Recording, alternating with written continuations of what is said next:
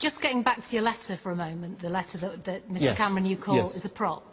I run a business here in Leeds. The last 5 years have been really hard work, but we've got a plan now and the economy is improving. What worries me is you're about to put Ed Balls back in as a Chancellor and he called that letter a joke.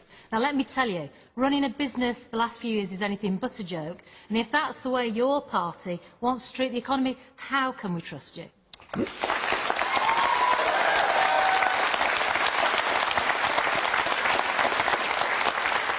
May I ask what your business does? I run a marketing business. I employ 76 people here in this city. Well, let me tell you very specifically what I think we need to do for businesses like yours. And this does go to the big choice at this election. There'll be some people who tell you that the way we succeed as a country is as long as a few people at the top do well and large corporations, that's what powers the economy. Look, I've got a different view, and that's your choice for the next 5 years.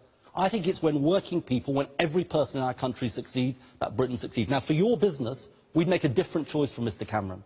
He wants to cut taxes further for the largest businesses. I would cut your business rates if I was Prime Minister.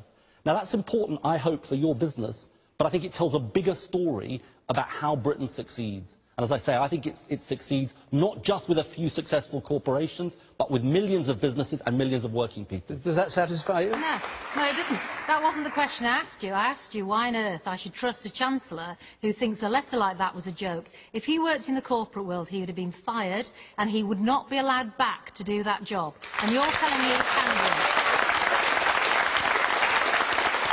Well, let me tell you, I can tell you, Ed Balls takes incredibly seriously the need to get the deficit down. That was why it was on the front page of our manifesto. That's why he, as Shadow Chancellor, is going into this election telling all of our colleagues in lots of these departments that spending is going to fall. You'll have to make your decision, but we are absolutely deadly serious about getting the deficit down and balancing the books.